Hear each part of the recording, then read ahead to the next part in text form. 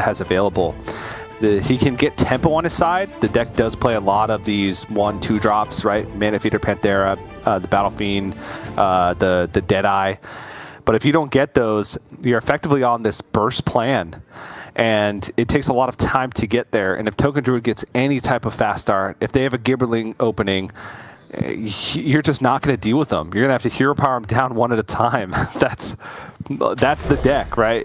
It can be quite brutal. Warglaze of Azzinoth is way too slow to try and get those things done when you're playing a deck that doesn't have Immolation Aura.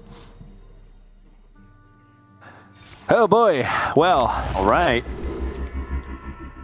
We're going to start things off with Tincho planting the Guidance. And not going to overload. Instead, pick Force of Nature. That's the only card that he really cares about from that. And Eddie's going to go ahead and play that Battle Fiend. Everything you said, TJ, spot on. And we'll see whether or not Eddie can get ahead to the point where maybe that board building isn't going to matter. Tincho finds Thorncrow Sentries, the exact mana cost that makes this choice a lot trickier because more or less, I mean, it's pretty close here. The mathematical correct answer is less. Oh no, actually the mathematical correct answer is more in this situation. There are in Tincho's deck there are exactly as many less than 2 as there are more than 2. The rest is 2 drops, so it doesn't matter. And he's drawn 2 of his cards that cost less and 1 of his cards that cost more. So it was actually mathematically correct since he had 1 more card in his deck that cost more to pick more. Now, it's not the biggest a deal because the next card ends up being Fungal Fortunes. So he gets to cash in on Fungal Fortunes anyway. But still minor, right, in the grand scheme of things. He was maybe hoping for less. That gives him the opportunity to go for Big Gibberling next turn, but didn't find it. And now it's essentially a race, I would say, because Eddie's just going to pretty much ship everything to face and then just hope that gets there. Because that's really the only opportunity he has. He knows that Tincho is probably going to go wide this turn with how many cards he's drawn. He's most likely picked up an Innervator or Lightning Bloom at this point. Question is, what does Tincho do? And I feel like it's some combination of Gibberling and Thorngrowth Sentries. He could go Gibberling, Innervate. Oh man, Gibberling, Innervate, Solar Eclipse, Thorngrowth Sentries, Lightning Bloom, Power the Wild. Boom. I must think. Interesting. I was kind of thinking something similar, but save the Lightning Bloom for the next turn so you can play Solar Eclipse plus Arbor up.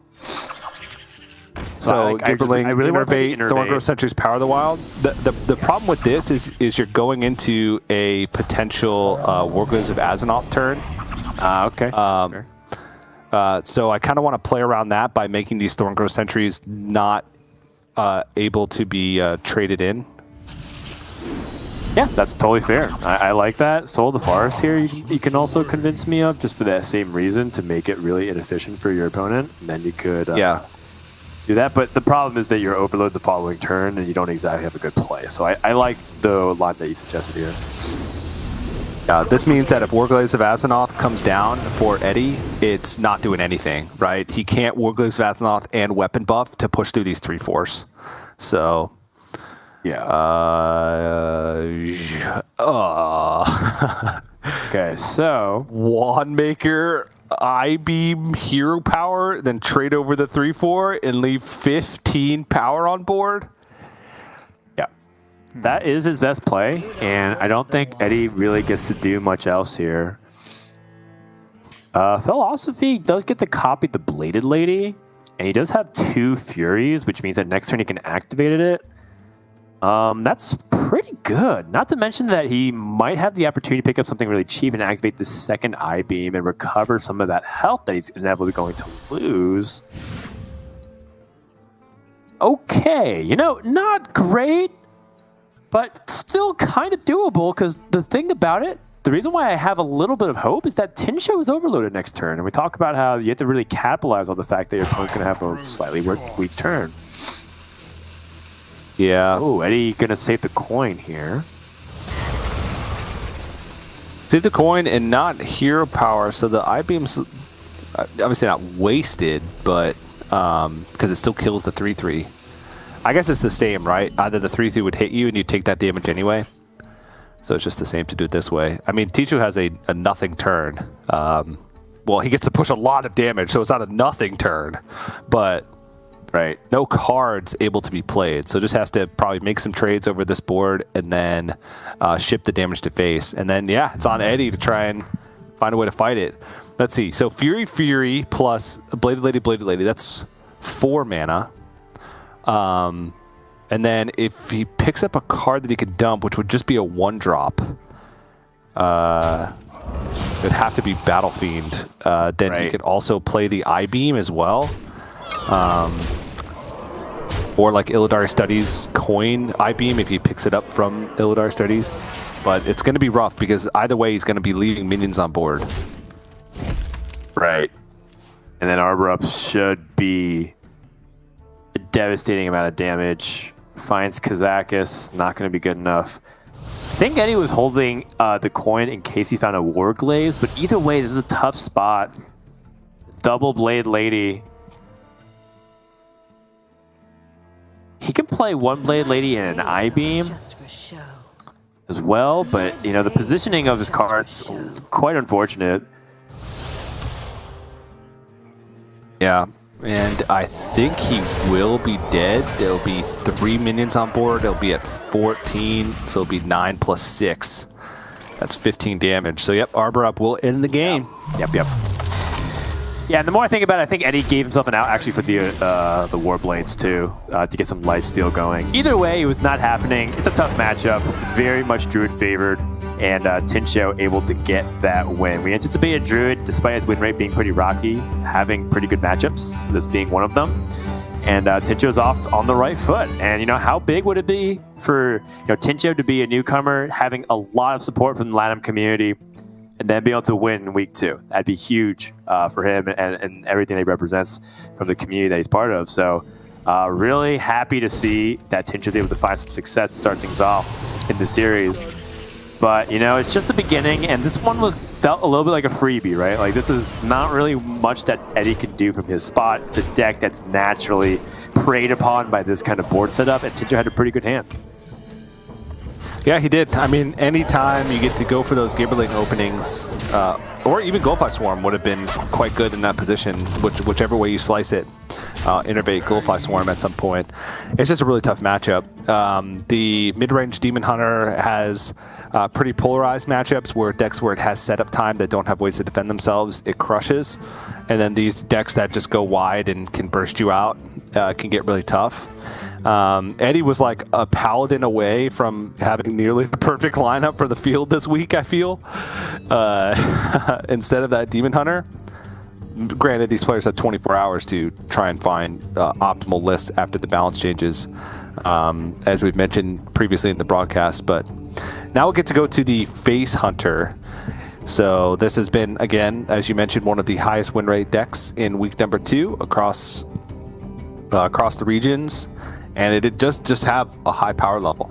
And it's got early aggression. It also has packs a mid-game punch. And feels like it just never runs out of damage, honestly, these days. Yeah, you're telling me. The fact that Hunter has longevity in the form of War Song Wrangler and giving it a lot of buffs to the beast like Trampling Rhino, it's one of those things where, like, I was really intrigued by the deck building process of where we landed with this deck, because you have few beasts, which means you get to curate the pool. But at the same time, you're only going to play 2 beasts when you Discover gives you 3 options, right? And so I love that kind of aspect of deck building in Hearthstone where you don't necessarily have to maximize your options simply because it's available to you. And I think that's what's made Face Hunter very consistent and very potent. Speaking of consistent and potent, it is the OTK Demon Hunter deck. Very strong if you give it that time. And I'm wondering if, Tincho, if he can snag a win here against the Hunter, how big would that be to already improve his win rate? When you win the first game of Conquest, you're naturally increasing your win rate to be able to take the series. But this is the big hurdle, I think.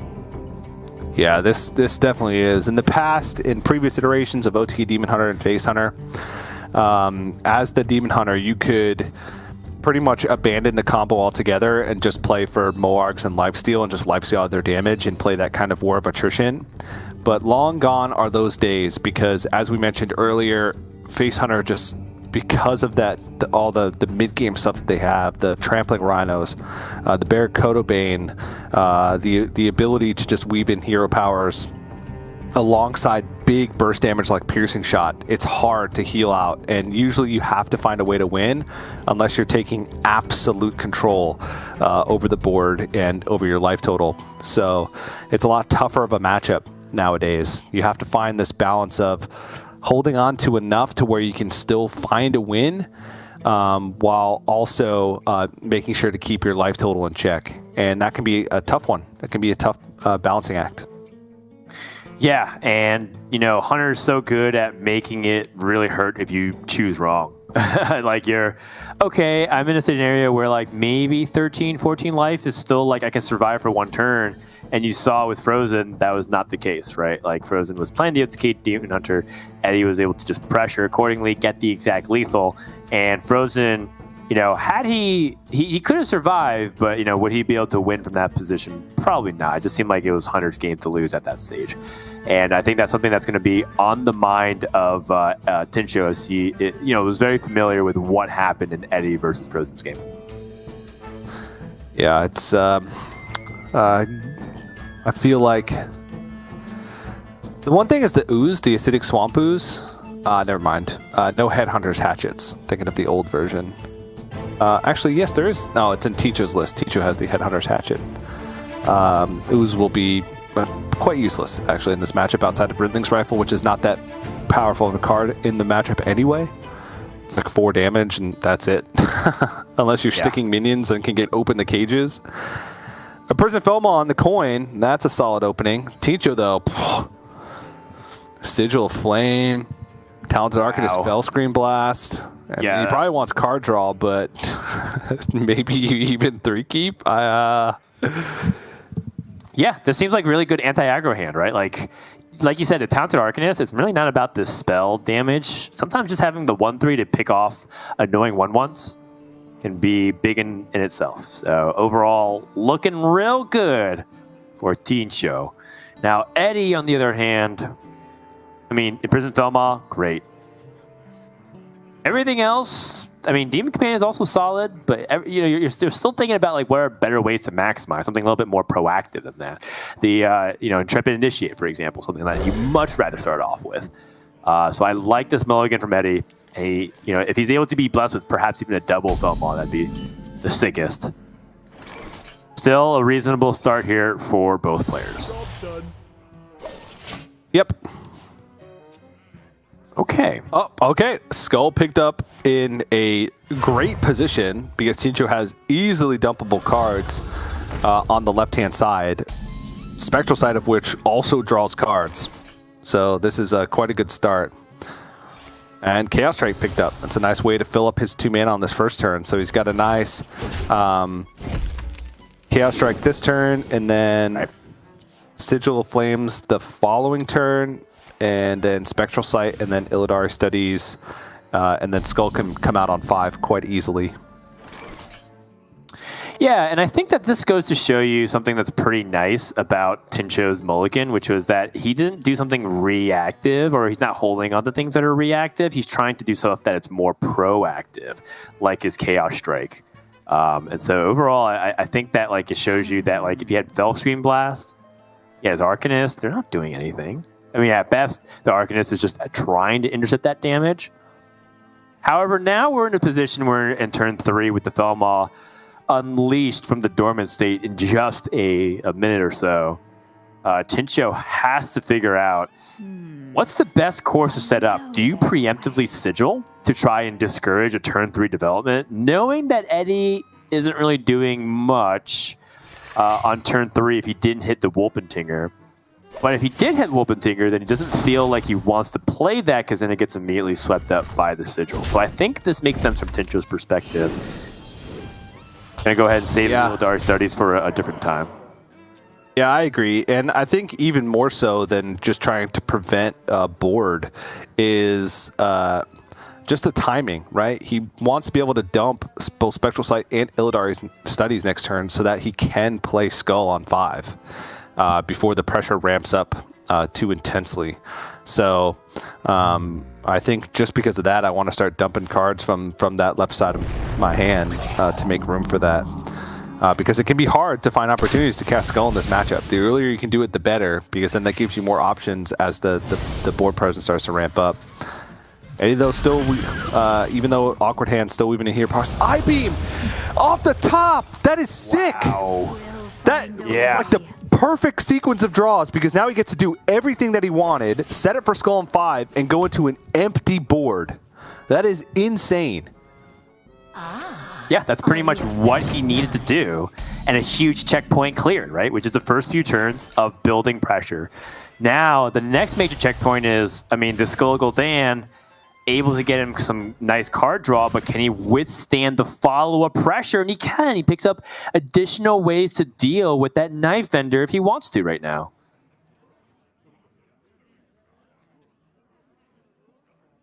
Yeah, does he want to is the big question. So he's pretty much out of card draw, except for the... Oh, no, I guess he has Chaos Strike and Double Jump. I wouldn't mind just an Eldrazi Warblades equip here. That gives him flexibility with the 0-cost I-Beam in case he draws Moarg off the top. But he has not really used any combo tools right now. Has so much lifesteal, still has card draw in his hand. He is... This one's going to be really tough for Eddie, I think. Hasn't been able to piece together that early aggression, has a pretty clunky hand, and as soon as Tincho goes for a big burst of healing, it's going to be tough for Eddie to reset and try and get that damage before Tincho's able to find a combo. Yeah. It's good for Mankrik. Okay. So Mankrik plus 1 drop, and then next turn, the Barrack Kodobane. That's starting to ramp up pressure, but those are setup plays, right? Whereas right now he's looking for just raw damage. But I guess it's also raw damage, and the 3/10 being able to come out next turn is quite potent.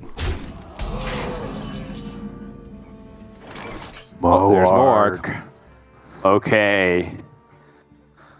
All right, so the tools are all in the hand in order to make a big swing turn of some kind. Eddie positioned well around things like Fellscream Blast. What's the best course of action here with Tincho? He can squeeze out even more mana efficiency this turn. He doesn't necessarily just have 6 crystals.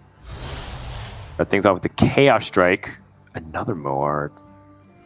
So the play that stood out to me was Philosophy, Moarg, I-Beam, and Raging Fellscreamer. So Philosophy, then play a Moarg, then Raging Fellscreamer, so your next one is discounted. Right. And then I-Beam, and then that lets you clear off both of the 3/4s. You're effectively going back up to full health. You're at 20, and then you heal for another 6. So he's at 26. Has full board control, essentially. Like a 3/5 and a 4/4 versus 2 1/1s. And has double jump next turn with not that many Outcast cards left, one of which is a Skull. Has Skull, Spectral Sight, and Philosophy. So 1 and 3 to hit Skull, which would be playable, and will most likely still have board after this turn is complete. And now Eddie really has to think of, well, do you play the Barrack Kodobane like was the plan? Does Eddie does not play Arcane Shot, so he can't have an easy way to deal with one of these minions with a 1-cost spell picked off the top. So it looks like gonna have to deviate and just play the Trampling Rhino. But it just honestly just feels like he's so far behind because he wasn't able to grab good control of the board earlier on. And he just looked a very comfortable 22.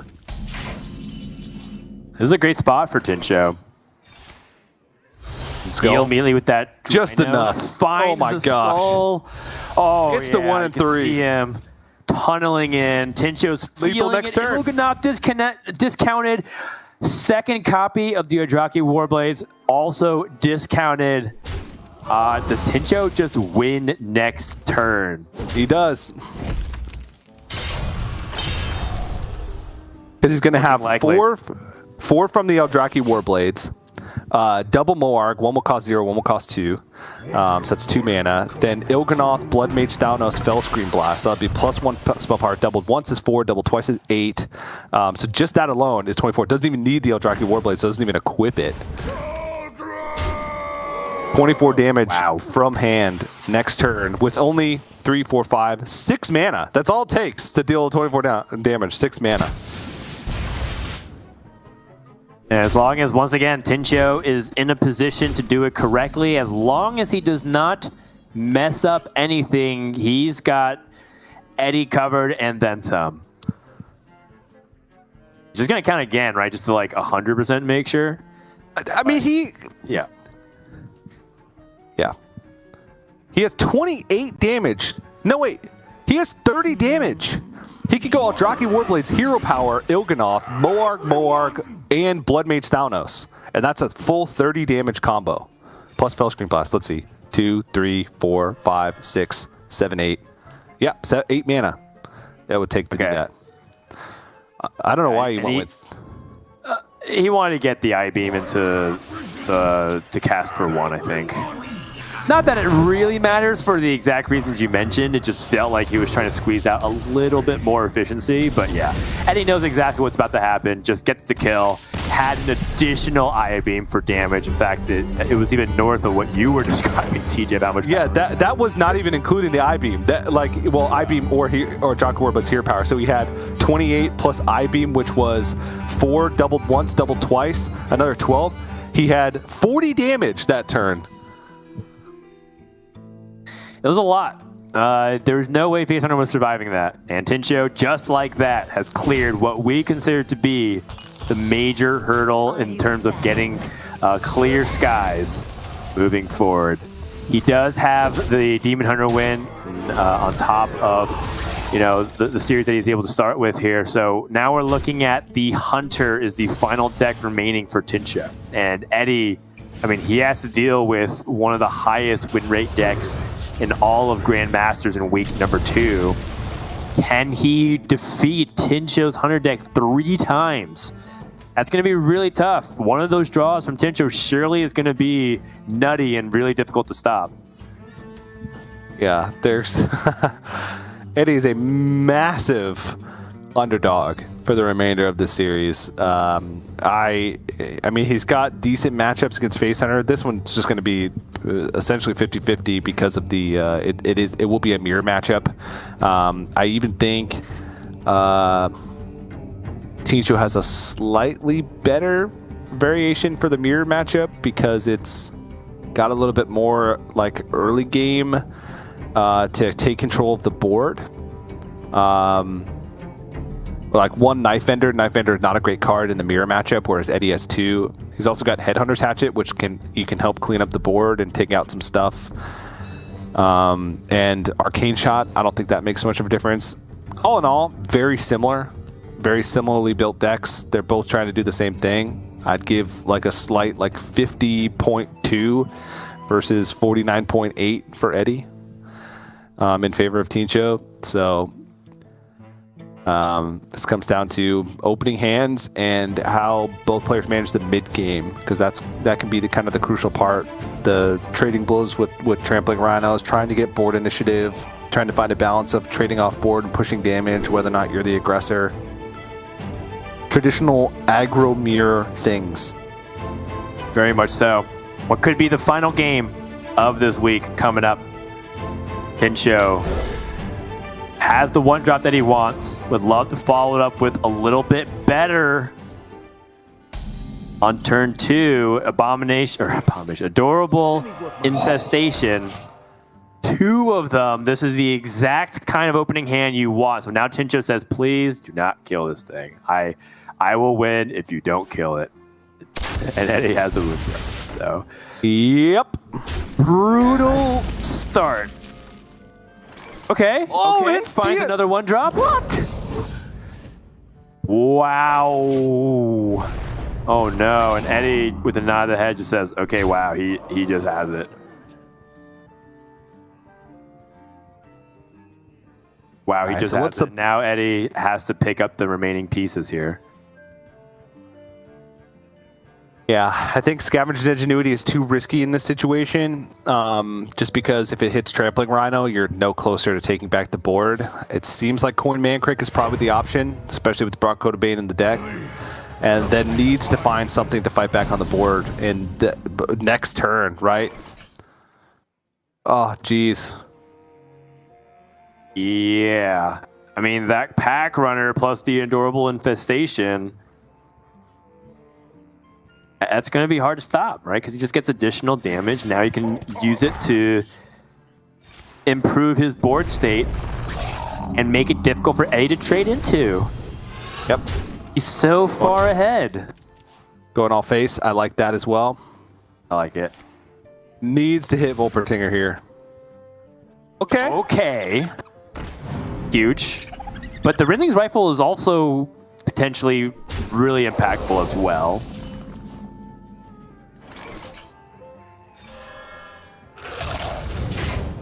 So let's see it, what he can get. I think open the cages, pack tactics. Explosive Trap is not, I think, as useful. I really like pack tactics just to make it very difficult for your opponent to trade into your minions. I'm going to 3-3. Yeah, there's no way Want to trade? I don't this. think so. Oh yeah, let him do the trade. He's shown that he will trade for you.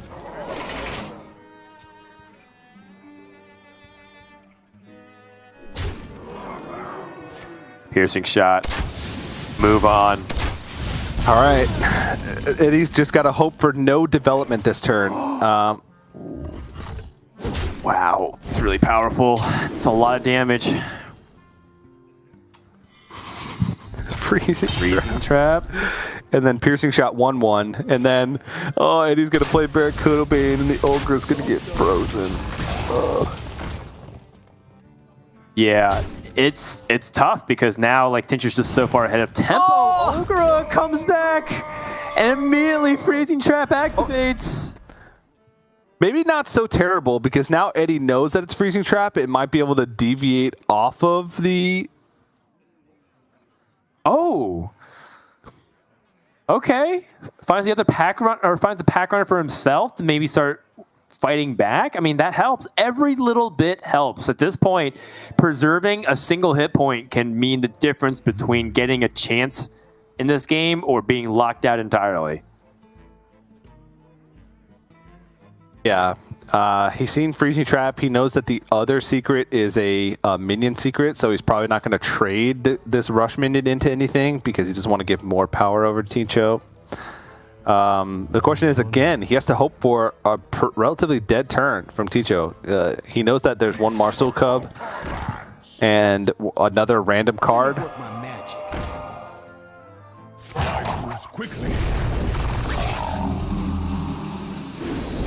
No Unleash the Hound, so you can go as wide as you please. No risk of explosive trap anymore. Just gotta hope for a dead turn. That is not a dead turn. That's quite the opposite. It's a really powerful turn with big implications for Tincho. He can deal a lot of damage. He can also remove a minion that has higher health and not deal as much. The Trampling Rhino will deal 4 damage maximum to kill off a 1 health minion here. So The alternative play is pretty weak, though.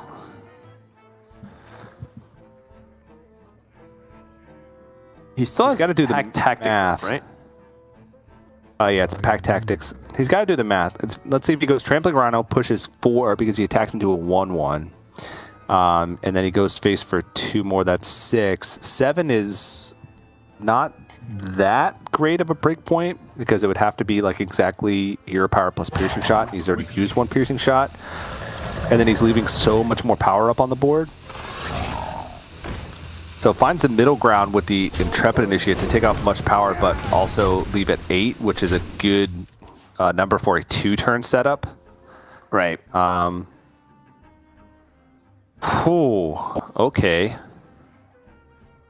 With that piercing shot, does Eddie now set up for a 2-turn? He would piercing shot the Trampling Rhino, deal 4, that'd be 18, and then would push 6 more, that'd be 12. He still can't attack into minions, I don't think. right? No, he could. He could clear the board, and he'd be pushing 4. Yeah, but I think he's counting the breakpoints of damage that Tincho can have as well. Because Tincho, he's covering his mouth right now. He's just nervous. His game plan is pretty much set forth into motion. He has to get this, just get as much damage as possible. But he doesn't have damage from the hand. He's got a pack runner. And then I think Eddie, from his perspective, is like, what are some important breakpoints? It's usually in intervals of 2 because of things like Arcane Shot that might be in the mix. But Eddie does not have that. It's tracking. Not the one he wanted to hit. I think he was hoping for Arcane Shot there. Or Demon Companion. He's still going to leave a minion up on board. Just one. Yeah, but didn't push damage that turn. Left a minion up. Whoa. Okay.